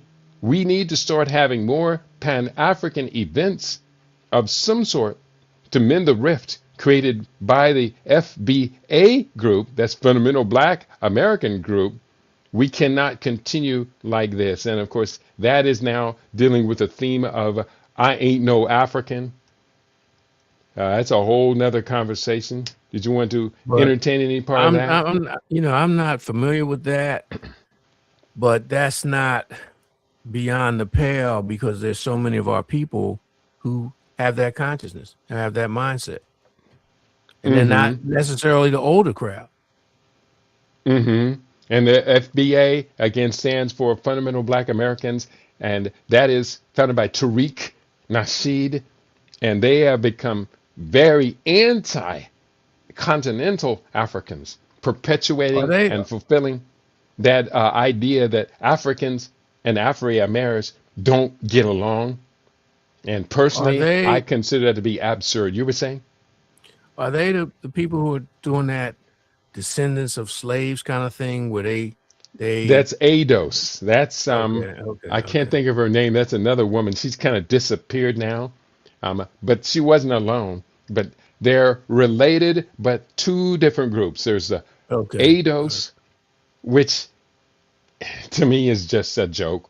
Why proclaim your entry into history as a descendant of slaves? That's just absurd to me. The slavery history, compare that to totality of I black know. I know. history. I know. Slavery history is like 2% or less, No, it's not even that. not even that. And then we look at our total history, we can go back to 5,000 years and more from the greatest genius ever to live that we know of, and that's the great Imhotep. That's the history that I claim that I'm a part of. Couple more comments. Queen Mother Kashiba. That fear is real. And that's why we do not directly attack this oppressive system of capitalism that attacks and enslaves all black and white alike. We have no analysis of it and how we have no analysis of it and how it works on us. And is there any analysis of the white enslavement system and how it works on us? There's some. I mean, if you take away Marxism, if she's talking about indigenous black analysis, there there's some, but it's not promoted. What was the brother um, who wrote how capitalism Underdeveloped undermined Africa? underdeveloped Africa? That's an analysis. Hmm. What's the brother from the Caribbean brother who talked about capitalism and Eric slavery? Williams or George Padmore? Yeah, so there are. Hmm. It's just that they're not promoted because the powers who shouldn't be and who are big players in game theory don't want our players to get on the field, Hmm. Which in prominent positions. which is why persons like yourself and myself read so voraciously that we have to catch up on all of it so we can translate it to our people. But insofar as a deep critique of capitalism, I would say there's probably not going to be any one book that's going to give anybody what they need. It is the synopsis of 1,000 books. And And then also, you have to communicate it to the people. Hmm. but you have to look at capitalism is not static. The mindset, the Oh, no, it's ethos not. is static. It's based on what's mine is mine and what's yours is mine. And I'll take it anytime I want. Mm. But they use different means to do it. And so Hmm. it goes back to essentially Yurugu, that mindset. It goes back to their behavior. So when you look at, say, for example, the Vandals, or you look at the Huns, they did it on land. But when you look at their later descendants, they did it on the sea. They used the Hmm. ocean to circumnavigate the globe and do that same kind of pillage, plunder, and rapine that they did on land in other places. And that's the one thing that when you get into, oh, it's the system, it's this, that, with some of them, it's like, okay, like Malcolm said, they all of them. He talked about the Dutch, the British, the French, the English, what they did. That's the common denominator. That's their the pan-European ethos. Everywhere they go on this planet, ecological disruption results, sociological disruption results, war and antagonism results Hmm. because of that mindset of their That's right. leaders, and they promote that mindset on their subjects. And so when you look Hmm. at their history, how they treat their subjects, how they treated their subjects, say in the Hmm. Inquisition or in any other kind of situation where they wanted to maintain control, if they did it to their own, they had no compunction, no qualms whatsoever doing it to us. That's right. And disguising themselves as an oppressed ethnic minority like us, while they were the primary engine of the transatlantic enslavement trade. So Yep. go figure that out. But insofar as Well, but they analysis, were always Gus, behind the scenes. But see, they the were thing always is, behind the scenes. they could get somebody to do their dirty work for them. But when you Hmm. peel back, who funded the East India Company? Who Yeah, funded the trading companies? Who it was helped? always the usury. Yep, yep. And couple Gus mentions two books that are serious critiques of capitalism: How Europe Underdeveloped Africa by Walter Rodney, and Franz Fanon's wonderful book, The Wretched of the Earth. And I I just just want, saw a piece on him this morning, and I didn't get a chance to watch the whole thing, and he's absolutely right. This mhm, video talks about how that one book shook up the world. that's right. I do want to look into YouTube. I just pulled up the YouTube and I'm seeing Eddie checked in first. Grand Rising. Chaos Rain Show is in the house. Great to have you with us. Sandra Mohammed is in the house. I just think this will take lifetimes to resolve. Something catastrophic will be necessary. Let's hope the catastrophe has already happened. And now we're resiliently recovering and rebuilding. Fortunately, um, she said, I don't see the link, and I don't know what she's talking about. Chaos Rain Show asked the question, the condom, you wrote a book on that? Yes, the latex condom conspiracy. It's called Busted, the latex condom conspiracy. And I did put up a link to my website, Conscious Rasta Press. I just redid the website. I hope everybody's had a chance to look at it. Ja Madari, I see you in the house. Sawubona. Great topic. Read Malcolm X. I hear more about his death every year. Wherever two or more are involved, conspiracy is its name. You're right. And like Smokey Robinson said, that's from Sandra Muhammad. I don't know. There's dot dot dot after that. Maybe she'll fill that in. And then my books are listed at such and such. Um, so we've kind of caught up with the comments. One more. Where is Alpha Grio? Alpha Grio. Who's Alpha Grio? Oh, that's our brother. Who's Alpha Grio? He's in my Facebook family as well, and we're not hearing from him anymore. I You think haven't he heard is. from him lately.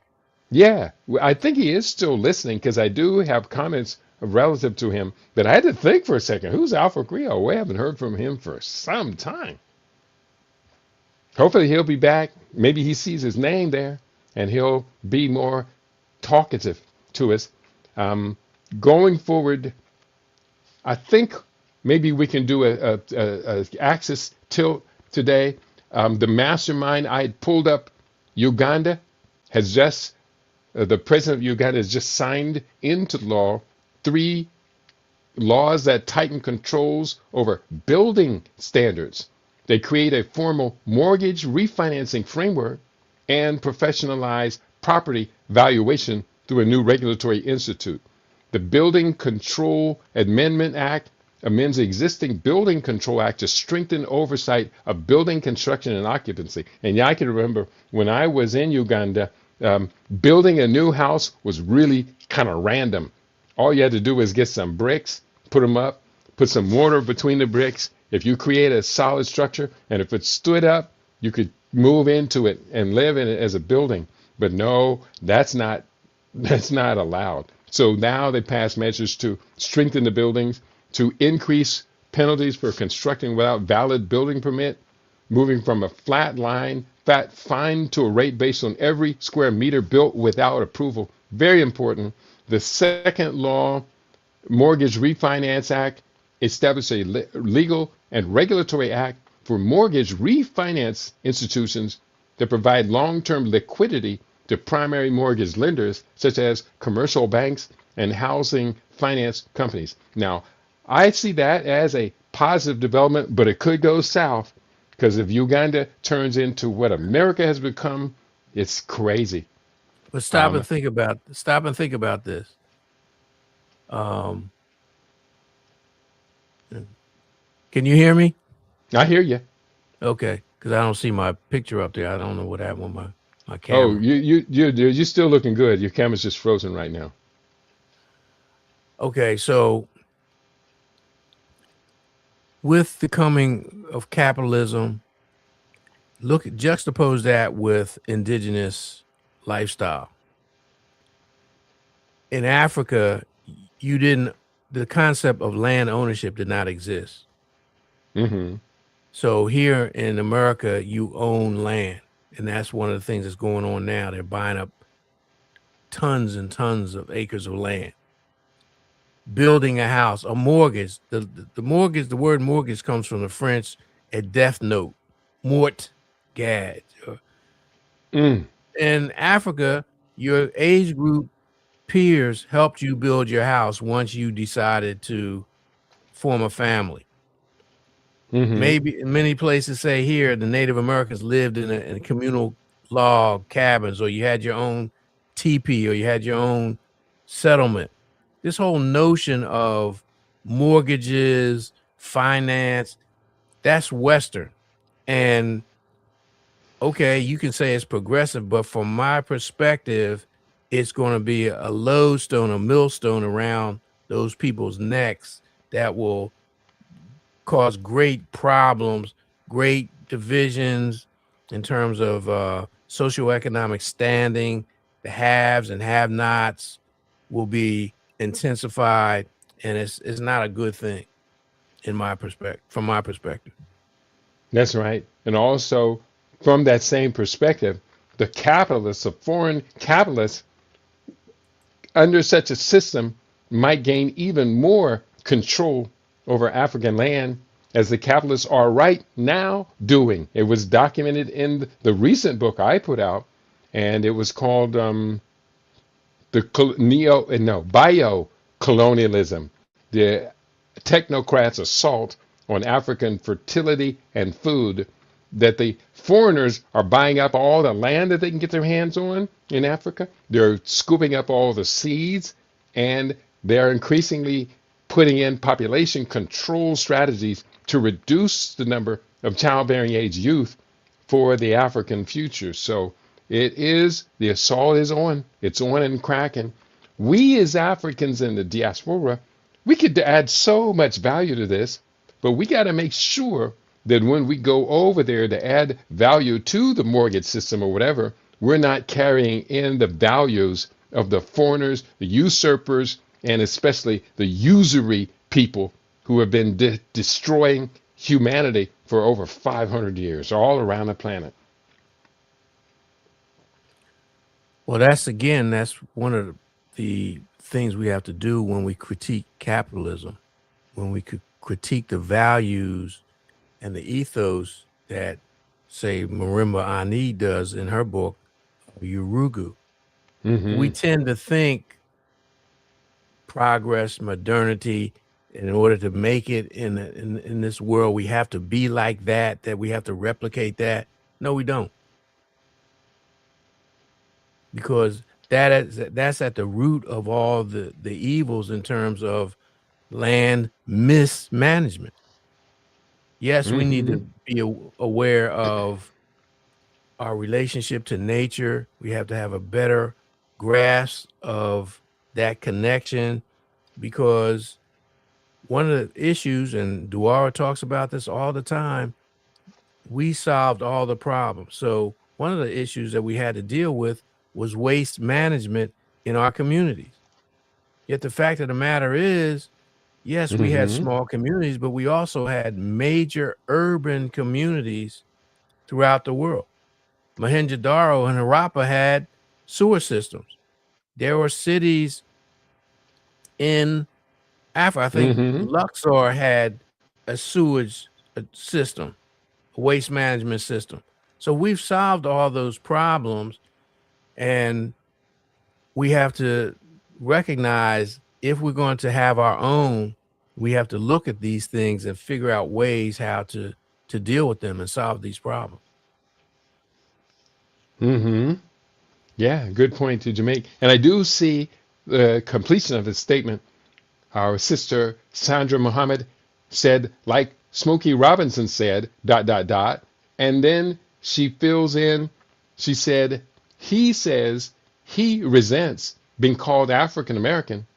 He said he prefers black because he's never gone to Africa.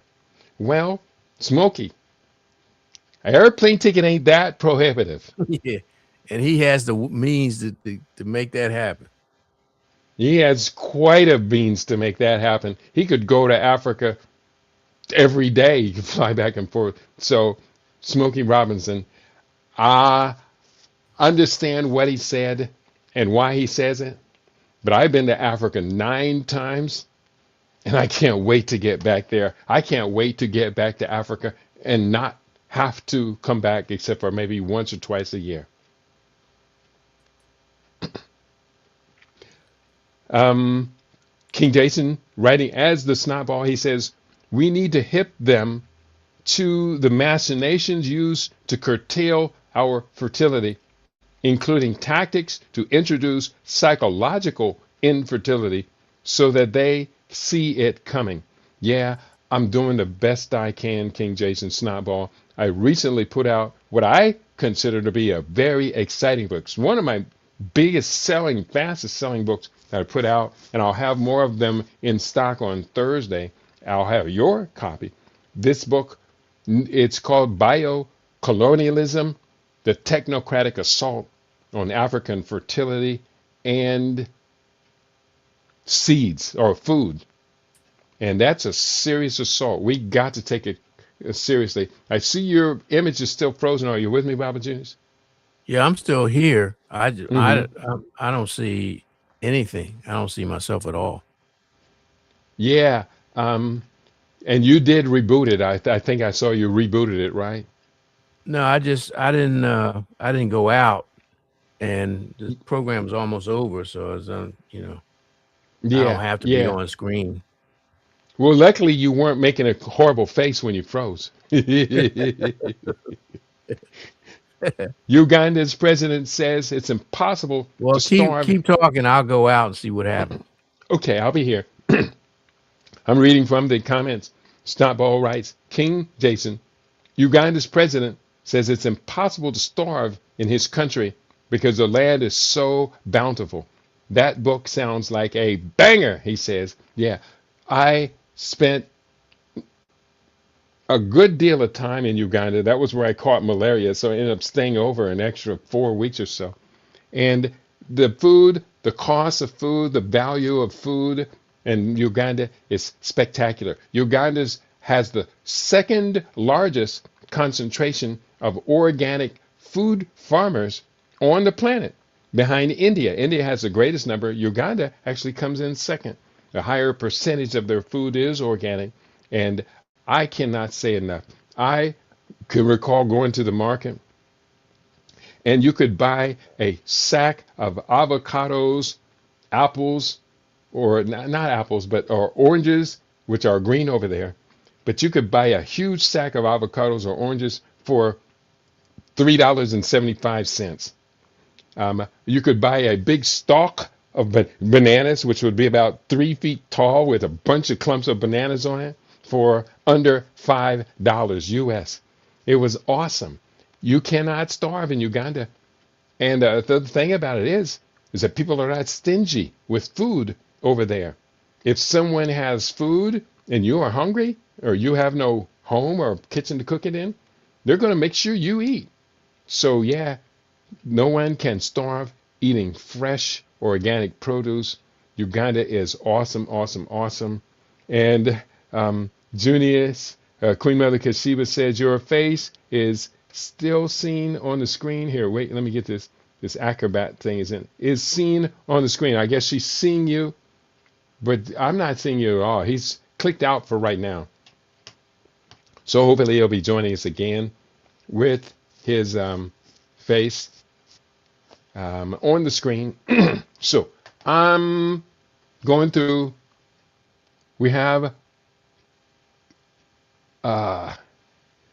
I posted up a letter, the letter of the deathbed confession, and that is wonderful evidence. New evidence in Malcolm X assassination points to possible conspiracy, something you and I have known for decades. So if Urugu, the incomplete being, is just now catching up on that, um, they do the best they can with what they got. And they're dealing with a lot of people who are just really, really reluctant to believe that their government that they have pledged loyalty to, every time they say the pledge allegiance to the of the American government, you're buying into perpetuating the great lies that America tells. Life, liberty, pursuit of happiness, the American creed, all of that is huge, huge lie.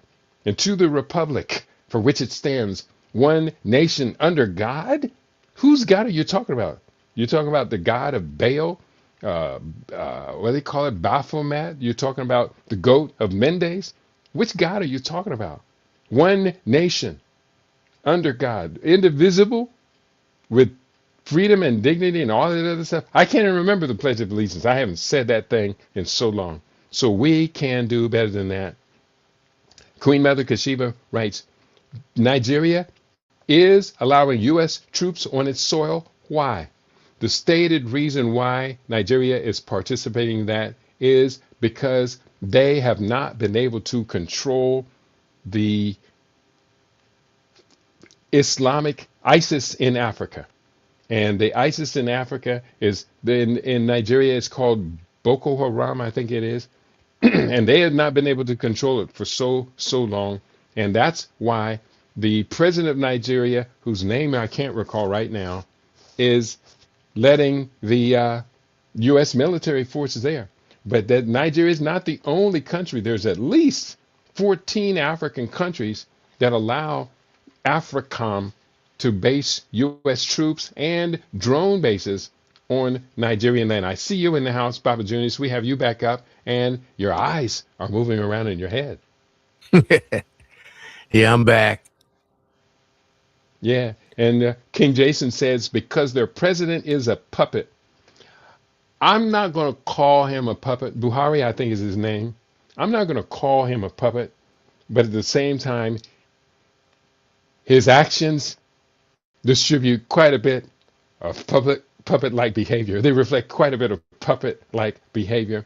I'm not going to call him a puppet because he has powers and abilities that I do want to take advantage of. I had this picture that I pulled up just a week or so ago of Aliko Dangote, the richest black man in the world, the President Buhari, and there was Femi Abioli or something is his name, Abiofemi, and they were posed alongside William Gates, Bill Gates of the Gates Foundation. And I really despise that picture. I admire three of the men in the picture. Maybe one I admire more than the others.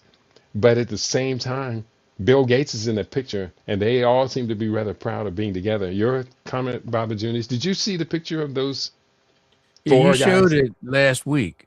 Mm-hmm. And I mean, on the international stage, a lot of the African leaders are invited. Some of them might be at the World Economic Forum. Some of them might be at some other places. They might be being courted, or they may be members of some of these secret societies. I think that Bill Gates would be more attracted to them than they are to him, because his goal is to gain a toehold on the continent and further his agenda, which is depopulation. His agenda is vaccine usage, and this whole notion that we can use vaccines to enhance the human condition, when we've seen his track record both in Asia and Africa and globally, particularly with this COVID thing. We Mm-hmm. know that he is a second generation eugenicist. We know that he and his family were partnered with the Rockefellers, and they're not just their business dealing and their finance dealing. I think his father was a banker or something, but in their whole globalist mentality. Again, it Mm-hmm. gets back to what's mine is mine, what's yours is mine, and I would take it anytime I want, Mm-hmm. including your life. And that's right. That's right. And here is the photo I've talked about. The person on the left, Femi Atedola, Bill Gates, President Ahmed Tinubu, and Aliko Dangote. So I said Buhari, but no, that was incorrect. That was the old president. Bola Ahmed Tinubu is the new president, and Aliko Dangote during a visit to the Dangote refinery and petrochemical plant in Lagos, Nigeria. So I can't say anything unless I can do something. And at this particular point, Queen Mother, I apologize that this is out of my reach, but I'm striving to get into place. I've been trying for years to get closer to Aliko Dangote because there's something that he does that I have a great deal of expertise in, and I want to be of service to that dear brother, and hopefully we'll get it together. She writes further, oh, Nguvu is in the house. He says his name is Bolo Tinubu. Thank you, the Nigerian president. Thank you for correcting me on that. And Queen Mother Kashiba, the U.S. troops are located in the area of Nigeria close to Niger. Yeah, and that is in the northern region, not too far from Lake Chad region. And there's a story about Lake Chad that we really need to understand why the disruption is happening in northern Nigeria and in the other Lake Chad region countries. There's Cameroon, Niger, Nigeria, and there's a fourth country there, and Chad. And these are all originally established around Great Lake Chad. At one point in history, it was the second largest inland lake on the African continent. But since the early 19th natural. Since the early 1960s, though, Lake Chad has been drying up due to climate change. And whereas it used to support an economy that included over 12 million working, mostly men, now because the lake is diminished by up to 95%, I think it may be a little larger now, it diminished by up to 95%. It stressed the entire economy of that region. And so when so many young men cannot find work, that becomes a prime area for recruiting people to give them a gun, $100 a month, and they will fight anyone they have to fight. And that's part of the origins of what we know as Boko Haram. Did you have anything you wanted to contribute to that? Well, not only did you say that they'll give them a gun, but they also give them food. They give them clothing. And that's a major attraction. It's no different than why a lot of American young men join the military here, in addition to conscription, which they no longer officially have. And further, Queen Mother says the French have also landed in Benin with a large force. And the French are also in Cote d'Ivoire, Benin. The French don't want to let go of their former colonies. And it's going to take a lot to get rid of them. It's going to take a lot more than I can do. It's going to take a lot more of what we can do. But, we can only spread ourselves over so many areas of mastery.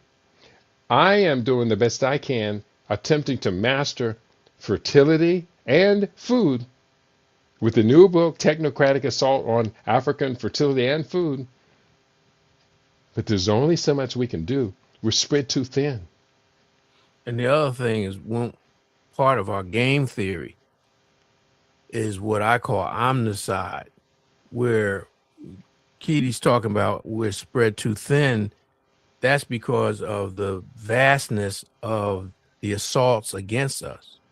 We're being assaulted on every level, whether it's environmental, ecological, psychological, physically, and even spiritually, which is amazing when you consider the fact that you're talking about an element of the Creator that's within us, that is in everything.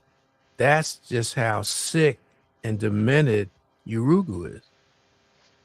Mm-hmm. You're right. So we're going to do the best we can.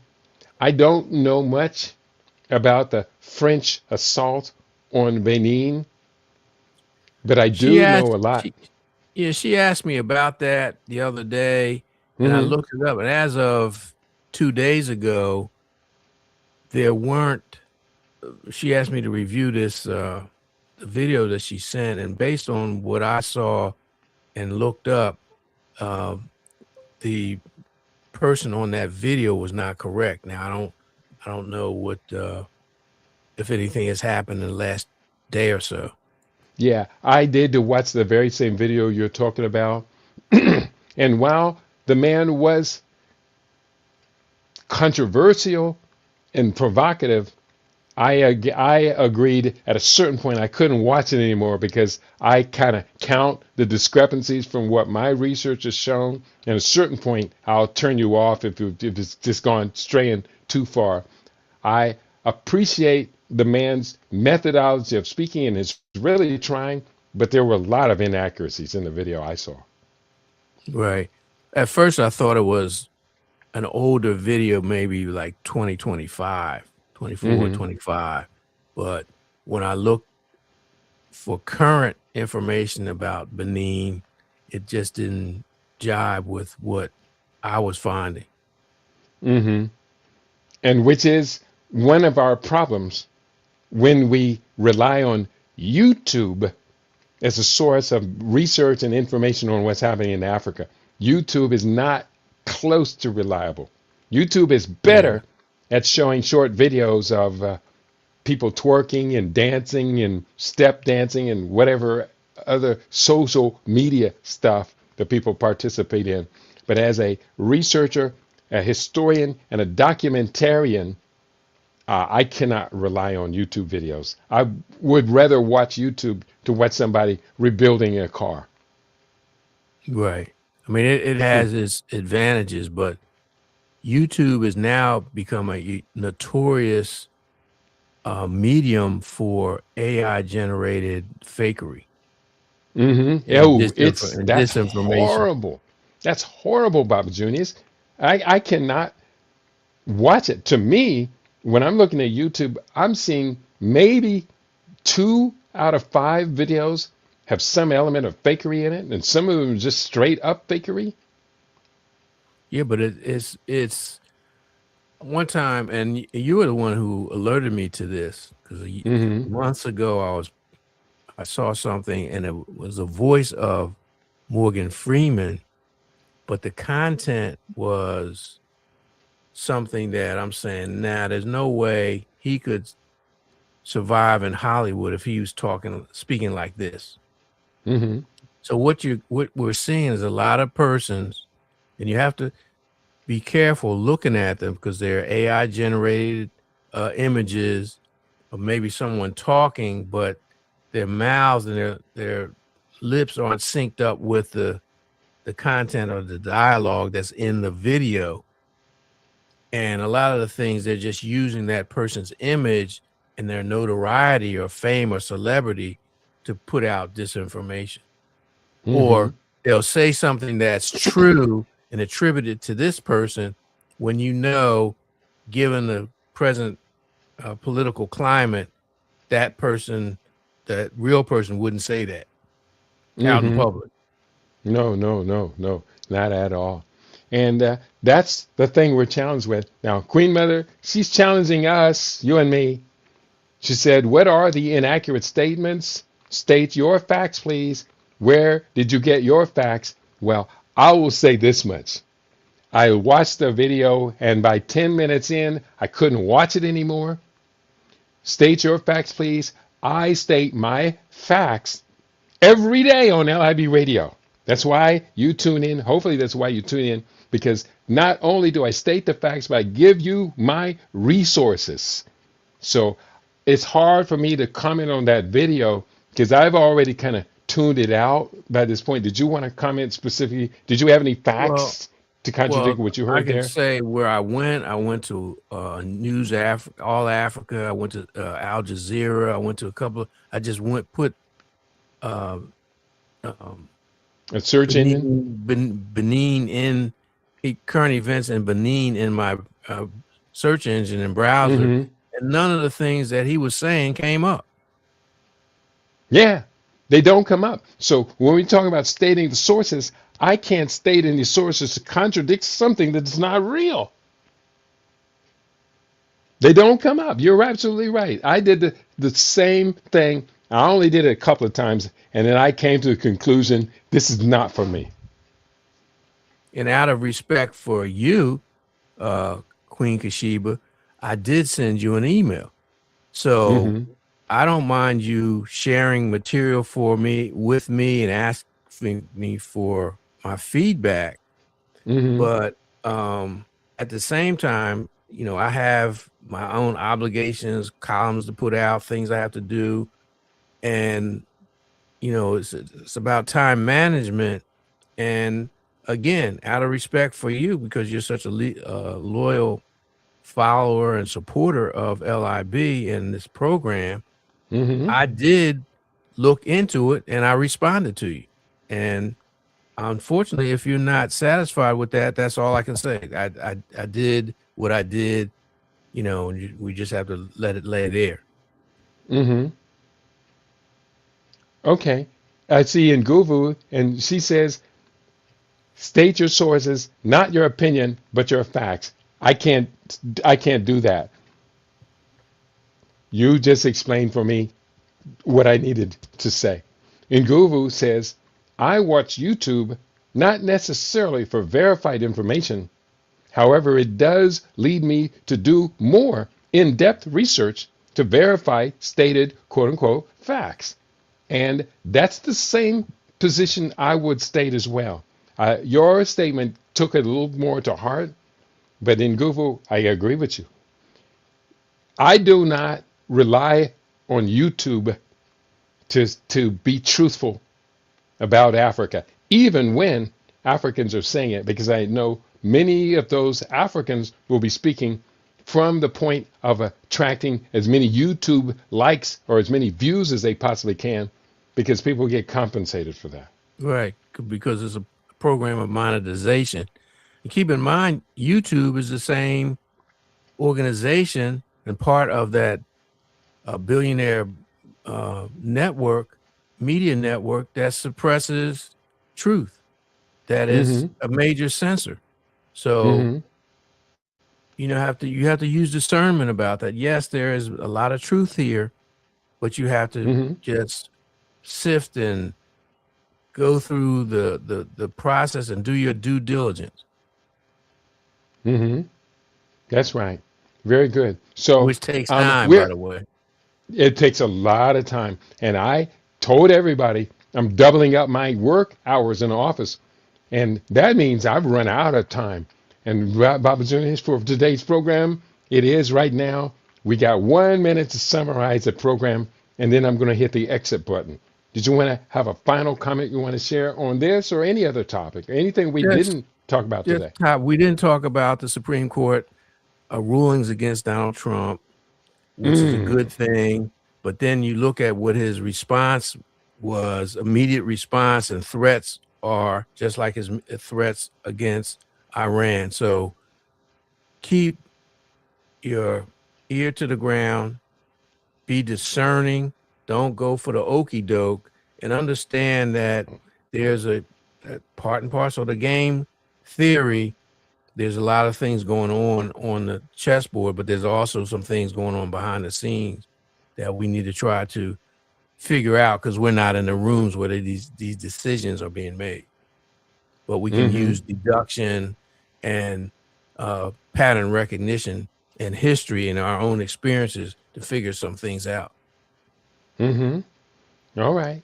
And I thank you so much, Baba Juniors, for being here today.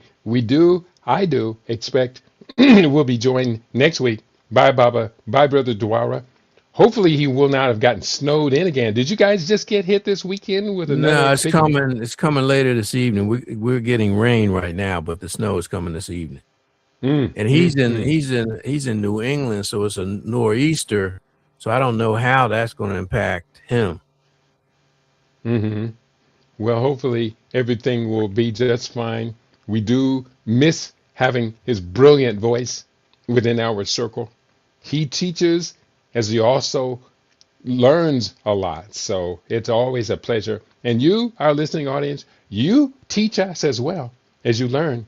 And Queen Mother Kashiba, in case you wanted to put up that video into the chat for others to watch the video that Baba Junius and I were commenting on, feel free to copy it not into the chat, but down below, put it, and you can also state in the chat. I put the link below, but put it in the, what's it called here? It's the comment section. Put the link to that video in the comment section. I don't know where it is. It's somewhere in my hard drive. My hard drive's real busy. Hey, everybody, later today, I will release the new book.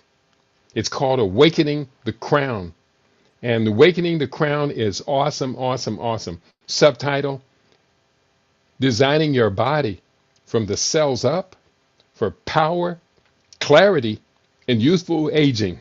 Awakening the Crown guides you to design your body from the cell up, optimizing metabolism, detoxification, biological sovereignty, stem cells, resilience, and a high performance mind rooted in intergenerational conscious African centered Ubuntu wisdom for longevity, clarity, and youthfully empowered living. 124 pages. Each one is a graphic, and I love the new book. The previous new book, Biocolonialism, just a week out, the technocratic assault on African fertility and food, is a scathing condemnation and critique of the Gates Foundation's activities. And then for those of us who want a long-term release, I have the book out, The Conscious Roots, Growth, Heritage, and the Biology of Being. Thank you, Baba Junius, for all you do for all of us. And thank you to our listening audience because you participate. Queen Mother Kashiba, your copy of The Conscious Roots is on its way. If you haven't gotten it already, we do welcome you to critique the book. Let us know what you think about what you are reading. And on that note, Baba Junius, I think we're pretty much through this. Hashay. Be well, everyone. It's been a good day in the neighborhood.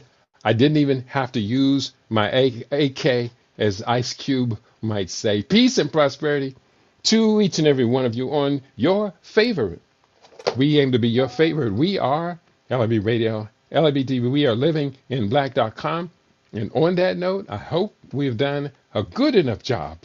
We're always doing the best we can to do even better, better, better, and better. And on that note, I think I have said more than enough for today.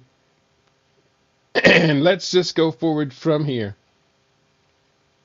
Peace and prosperity to each and every one of you on your favorite LIB Radio, LIB TV, and on livingin black.com.